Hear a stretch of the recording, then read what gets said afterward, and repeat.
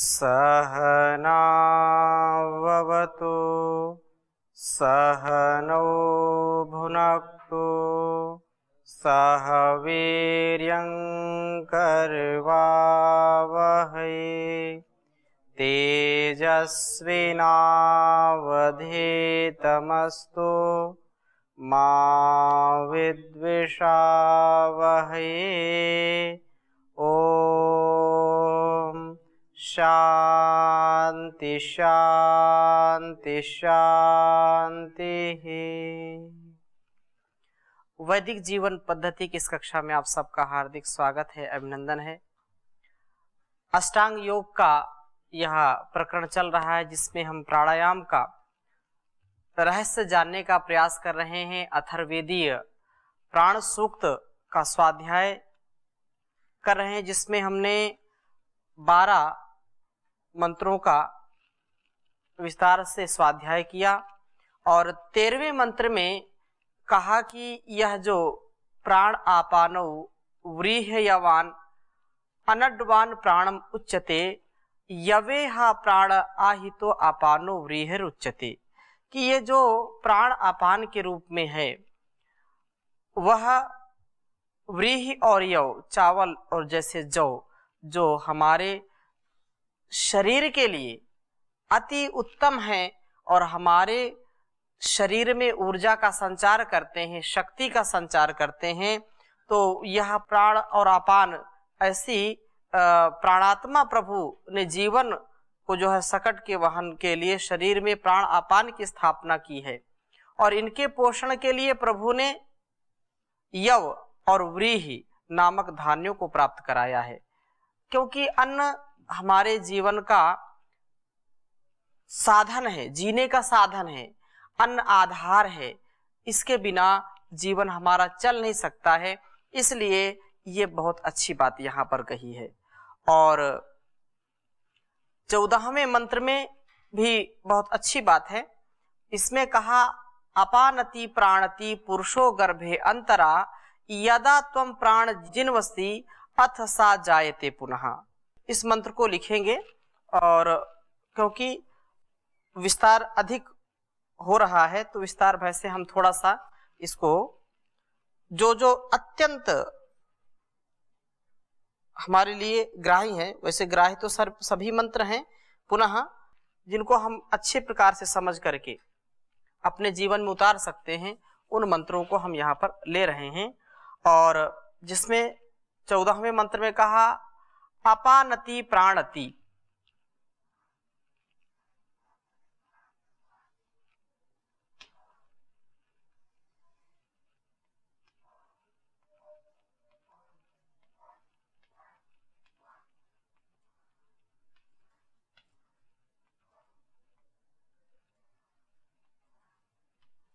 अपानति प्राणति।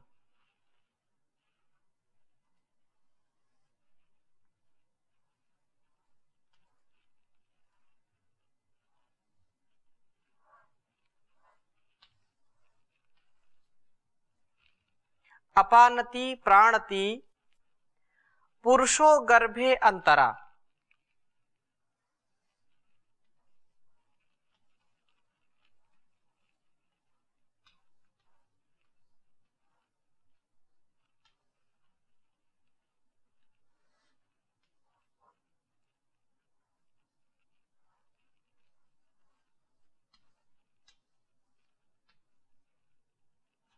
पुरुषो गर्भे अंतरा।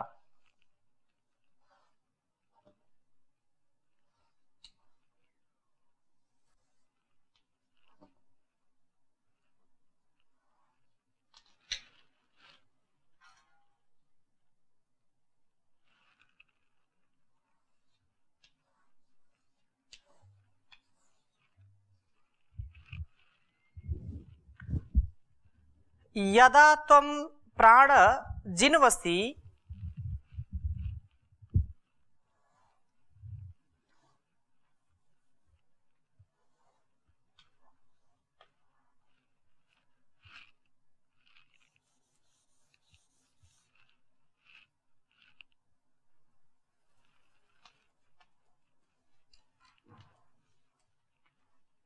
यदा त्वं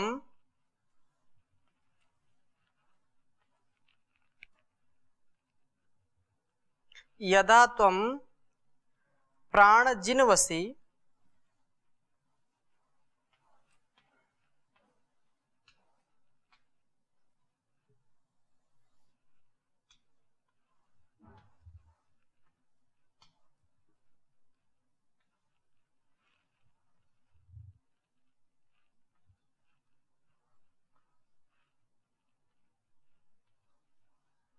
जिन्वस्य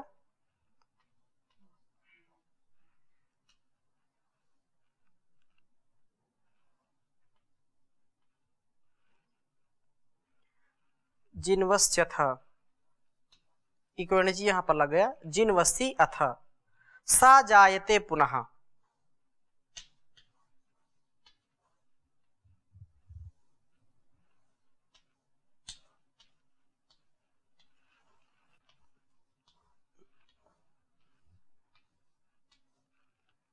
सा जायते पुनः। उच्चारण करेंगे। ओम अपानति प्राणति पुरुषो गर्भे अंतरा यदा त्वं प्राणजिन्वसि अथ सा जायते पुनः। अपानति प्राणति पुरुषो गर्भे अंतरा यदा त्वं प्राणजिन्वसि अथ सा जायते पुनः।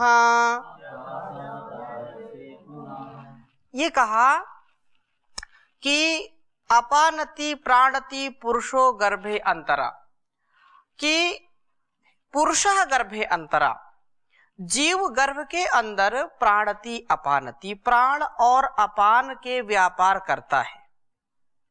हे प्राण, जब तू जिन्वसी प्रेरणा करता है तब वह अथ सा पुनः जायते, पुनः जीव उत्पन्न होता है।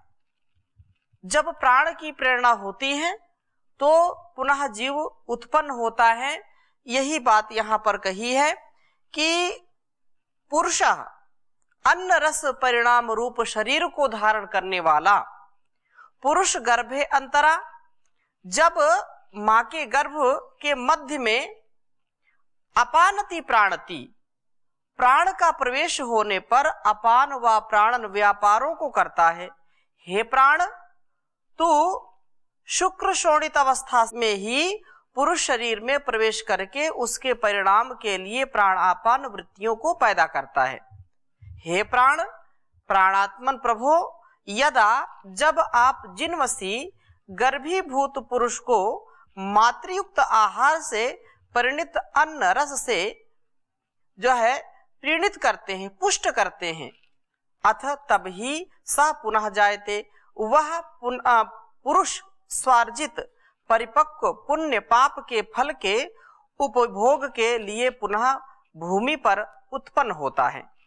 कहने का आशय ये है कि मातृ गर्भ में, माता के गर्भ में, मां की कोख में प्राण का प्रवेश होने पर ही प्राण आपान का व्यापार चलता है। प्राण ही गर्भीभूत पुरुष को पुष्ट करके पृथ्वी पर जन्म देता है। यदि प्राण का संचार ना हो, वहां पर प्राण अपना कार्य ना करे, प्राण यदि अपने सामर्थ्य से उसमें प्राण ना डाले, उसमें शक्ति का संचार ना करे, तो वह शिशु गर्भ में विकसित नहीं हो सकता है। और जब विकसित नहीं होगा तो वह इस संसार में आ भी नहीं सकता है। इसलिए यह प्राण जो है वह शरीर में मां के गर्भ के अंदर शिशु को जो है पुष्पित पल्लवित करता है, उसको पुष्ट करता है, उसकी रक्षा करता है, उसको सदा विकसित करता है। और जब विकसित हो जाता है, 9 माह जब पूर्ण हो जाते हैं तो इस संसार में उस शिशु का जन्म होता है, प्रादुर्भाव होता है। इस संसार में आकर के वह श्रेष्ठ कर्मों को करने में अपने जीवन का आरंभ करता है। जब तक यह प्राण गर्भ के अंदर शिशु को शक्ति से ऊर्जित नहीं करेंगे, पूरित नहीं करेंगे, तब तक वह गर्भ विकसित नहीं हो सकता है।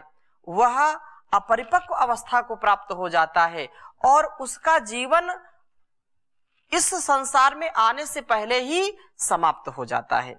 इसलिए मां के गर्भ में एक तो मां को ही वह शक्ति प्रदान करता है, प्राण से उसके शारीरिक सामर्थ्य को बढ़ाता है, जिससे मां अपने शिशु को जो है अपने खून से सींचती है, अपने द्वारा लिए गए आहार को उस शिशु को देती है।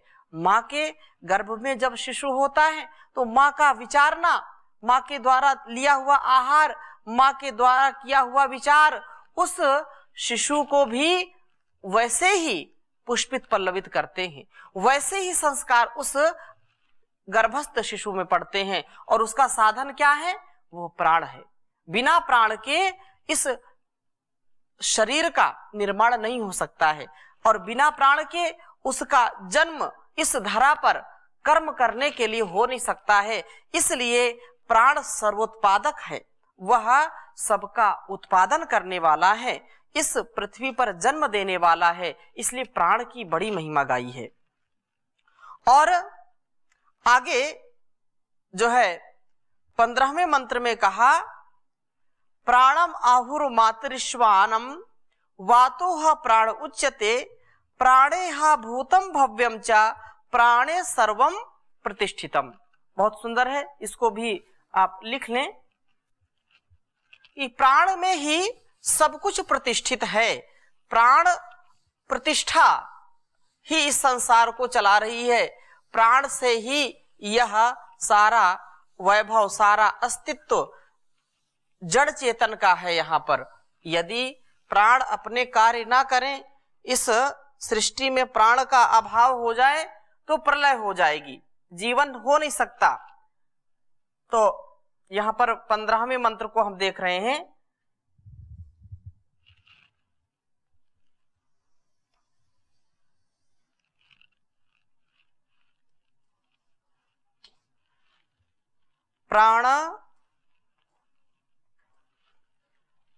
प्राणम आहुर मातरिश्वानम।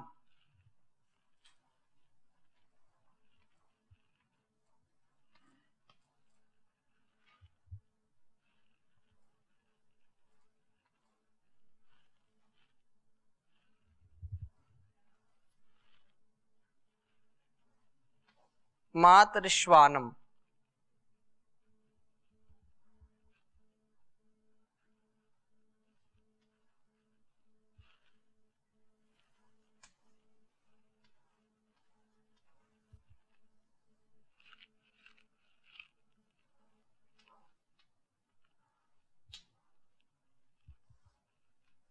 मातरिश्वानम प्राणम आहुर मातरिश्वानम वातोह प्राण उच्यते।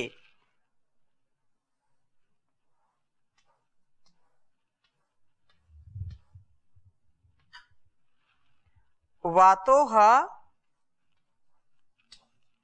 प्राण उच्यते।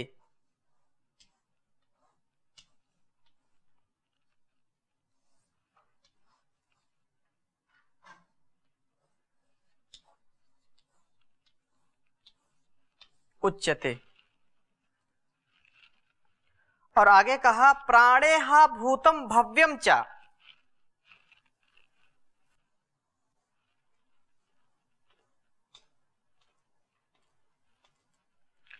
प्राणेह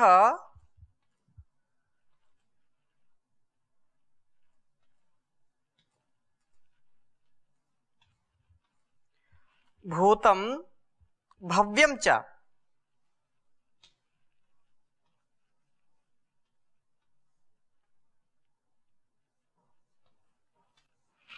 प्राणेह भूतम भव्यम च प्राणे सर्वम प्रतिष्ठितम।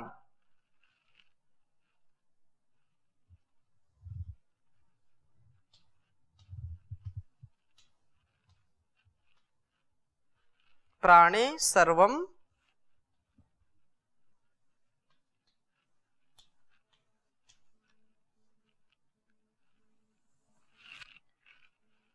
प्रतिष्ठितम।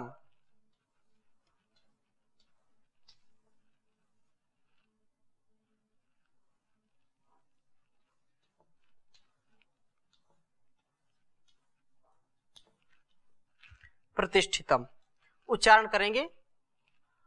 ओम प्राणमाहुर्मातरिश्वानम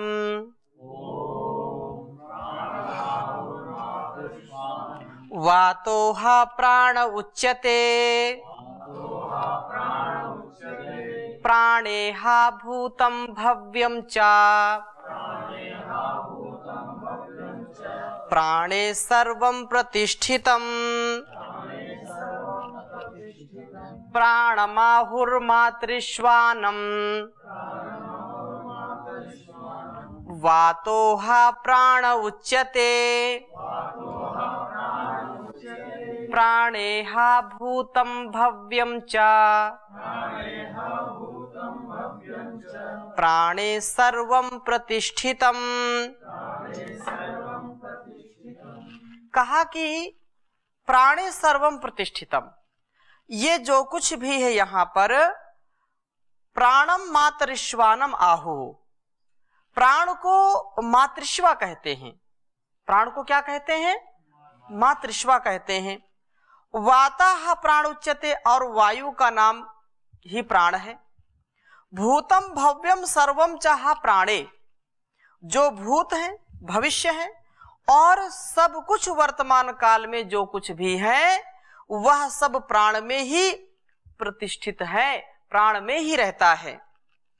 क्योंकि प्राणम उस जीवन दाता प्रभु को ही मातरिश्वानम अर्थात मातरिश्वा कहते हैं।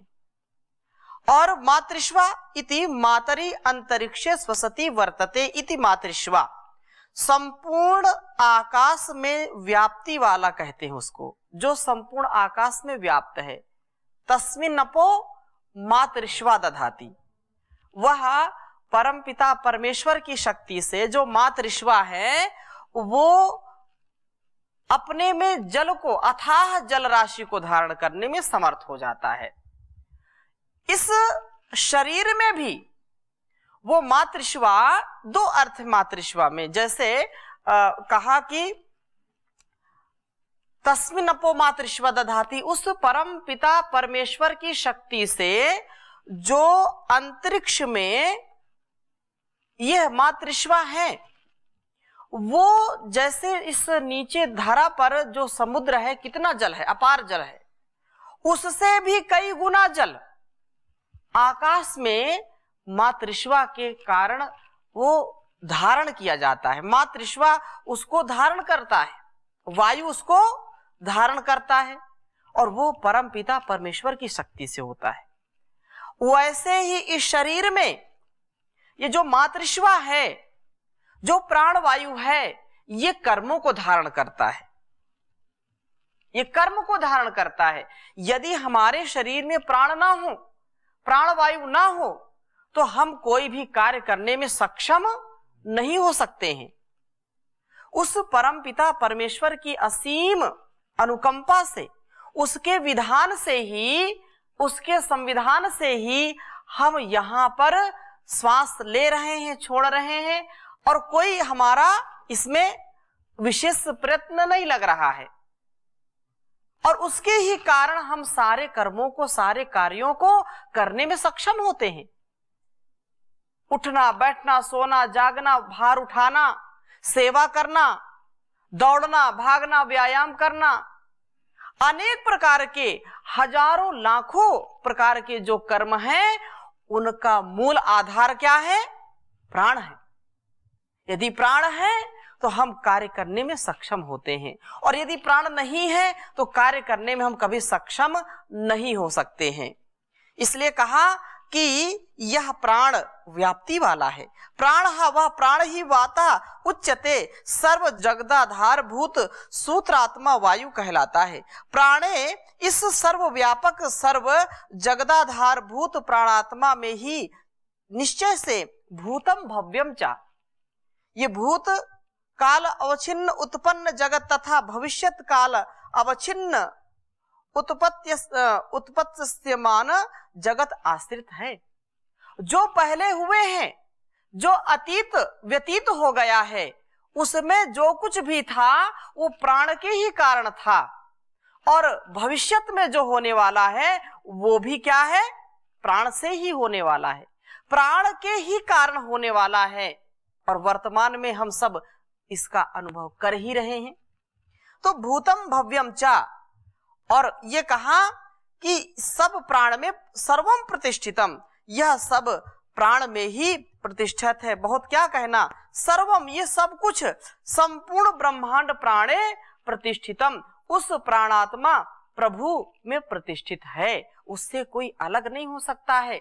चाह करके भी कोई उसको अलग नहीं कर सकता है। जैसे चाह करके भी कोई भी व्यक्ति जल से तरंग को अलग नहीं कर सकता। तरंग है तो जल में है, और जल में है तो तरंग है। जैसे चकमक से कोई आग को अलग नहीं कर सकता है, जैसे सरसों से कोई तेल को अलग कर दे और सरसों को अलग कर दे, तात्पर्य यह है कि सरसों से ही तेल है, बिना सरसों के तेल हो नहीं सकता है। मूंगफली हो, तिल हो, वो एक बात कहने की है, जो भी तेल से युक्त हमको तिलहन के रूप में मिलती है, सरसों का एक नाम लिया है, लेकिन जो भी तिलहन है उनको अलग अलग देखा नहीं जा सकता कि सरसों को आप अलग देखिए और तेल को अलग देखिए।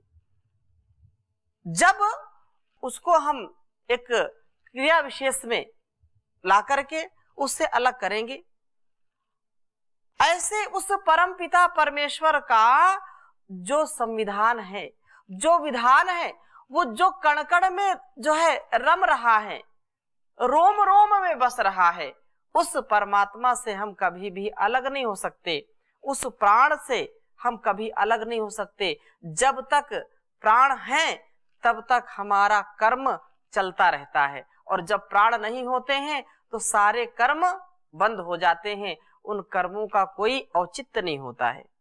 इसलिए यहाँ पर विशेष ध्यान देने की बात है कि प्राणात्मा प्रभु ही सर्वव्यापक सर्वाधार हैं, और उन्हीं से ये भूत भविष्य सब कुछ प्रतिष्ठित हो रहा है। और आगे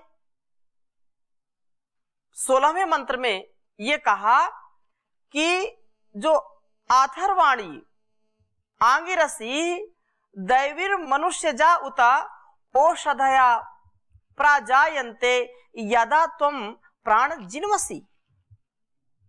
कहा कि आथर्वाणी आंगिरसी देवैहि मनुष्य जा उता, कि जो औषधियां मन की स्थिरता में सहायक होती हैं, जो औषधियां मन की स्थिरता में सहायक होती हैं, वे अथर्व आथर्वणी कहलाती हैं, अंग प्रत्यंग में रस का संचार करने वाली होती हैं। और ये औषधियां जो आंगिरसी हैं, देवों अर्थात सब इंद्रियों को निर्दोष व सशक्त बनाने वाली औषधियां हैं, ये दैवी हैं। विचार पूर्वक कर्म करने वाले मनुष्य, जो मनुष्य क्या है, मत्वा कर्माणि सीव्यन्ति, अर्थात जो मनन चिंतन करके कर्मों को करने में सक्षम होता है वही मनुष्य कहलाता है। मननात् मनुष्यः, तो जो जन्म देने वाली मनुष्यजा कहलाती हैं। ये आथर्वणी ही आंगिरसी ही दैवी उत मनुष्यजाः, आथर्वणी आंगिरसी दैवी और मनुष्यजा औषधियां प्रजायन्ते तभी पैदा होती हैं यदा जब ये हे प्राण प्राणात्मन प्रभो तुम जिन्वसी, आप जो है प्रीणित करते हैं, हे प्राण आप ही वृष्टि प्रदान से इन औषधियों का पोषण करते हैं। प्रभु कृपा से वृष्टि हो करके उन विविध औषधियों की उत्पत्ति होती है जो कि मानस स्थिरता में सहायक होती हैं, अंग प्रत्यंग में रस का संचार करती हैं, इंद्रियों को निर्दोष व सशक्त बनाती हैं तथा हमें विचार पूर्वक कर्म करने वाला करती हैं। हम विचार, देखो जब हम अन्न औषधि का ग्रहण करते हैं तो विचार हमारे चलने लगते हैं, और अन्न का ग्रहण नहीं करेंगे, औषधियों का ग्रहण नहीं करेंगे तो हमारे सोचने समझने की शक्ति क्या है, धीरे धीरे क्षीण होने लगती है, नष्ट होने लगती है।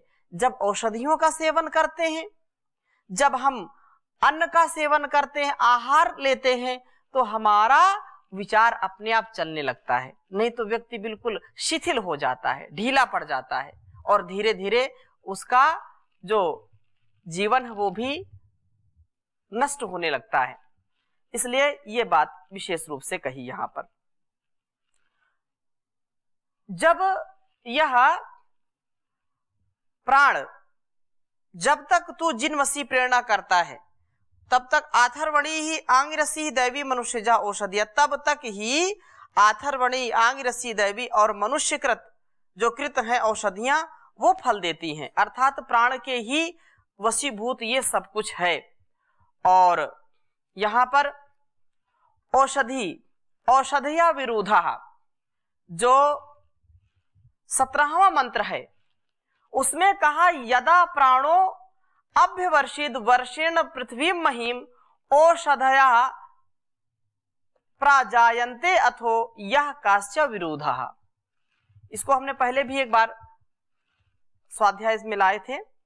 प्राणो, यह प्राण जो है, यदा प्राण वे प्राणात्मा प्रभु मेघ रूप में इस मही, इस पृथ्वी को, महनीय पृथ्वी को वर्षेण अभ्यवर्षित, वृष्टि से सिक्त करते हैं।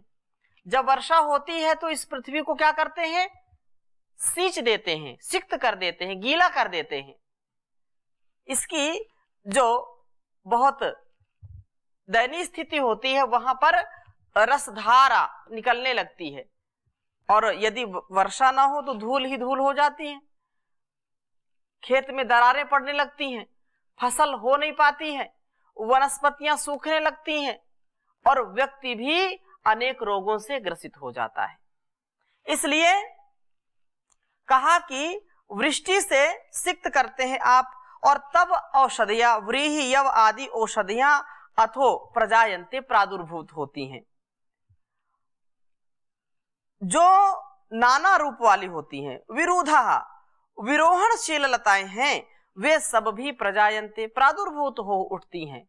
जैसे गिलोय है और अनेक प्रकार की जो जीवनदायिनी बेल हैं, औषधियां हैं, वो भी वर्षा से ही अपने स्वरूप को विस्तृत कर देती हैं, अपने स्वरूप को बढ़ा लेती हैं, वो वृद्धि को प्राप्त हो जाती हैं। और यदि वर्षा ना हो तो वो सूखने लगती हैं, संकुचित हो जाती हैं, संकीर्ण हो जाती हैं। तो इसकी चर्चा हम और अगले भाग में करेंगे। अभी यहीं पर विराम देते हैं। ओम शांति शांति शांति।